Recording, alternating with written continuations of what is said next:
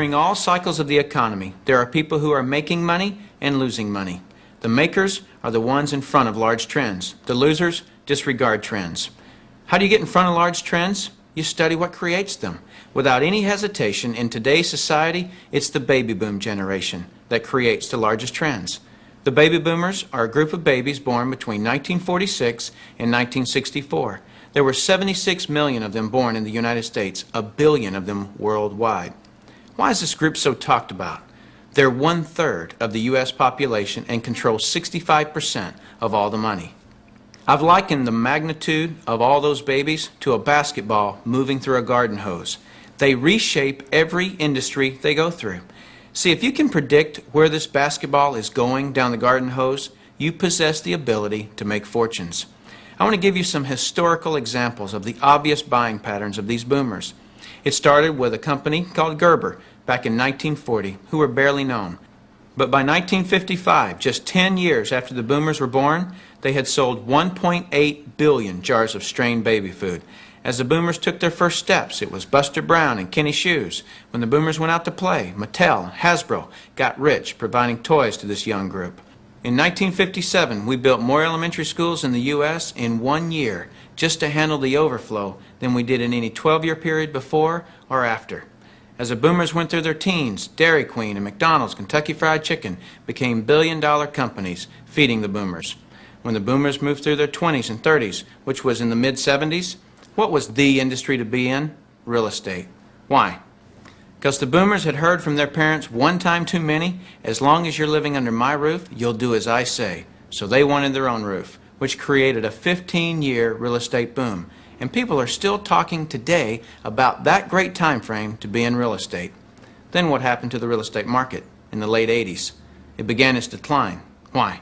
The basketball had moved through the real estate industry. Another example of this is the U.S. stock market. I heard a stock market analyst speaking on the radio the other day saying that he just couldn't believe that the stock market had had a 15-year rise. Notice the number 15 years keeps coming up. Why? Because the baby boomers were born between 1946 and 1964. And so 18 years separates the front edge from the back edge, a very important number for you. If you look for trends on the front side of the basketball, you get the full 18 years for your products to be popular.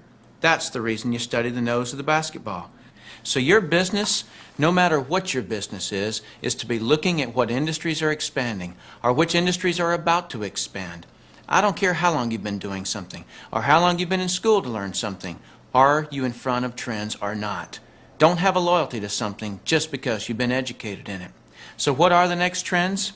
Looking at the nose of the basketball right now, it's approaching 53 years old. As a matter of fact, every 8 seconds for the next some 15 years, somebody in this country turns 53. What are their concerns? What are their desires? What are their needs? Health, looking younger, education, retirement, security, and money. Those are some of the big trends. So if you want to be brilliantly compensated, you must focus on industries and companies that have positioned themselves in front of these trends. Hi, this is Steve, the grocery guy, Bannis. I wanted to jump in and mention how I believe that the business that I'm involved in actually meets the requirements for the 4 principles of business. Number 1 is a huge expanding market. Well, the delivery to your home or office of name brand foods free is the next huge expanding market. People are so busy nowadays, and not to mention they want to deal with somebody who they can trust. Number 2 says a unique consumable product. Is food consumable? I think it's the main consumable thing that people use every day. 3, timing. Our company is really only a year old in its marketing plan. And when you jump in with me now, I'll be able to train you and get you in on the leading edge. Because the 4th principle of business is to get in on something where you're at the beginning of the flow. I'm a baby boomer. I can attest to everything that he said in this video. So jump on with me.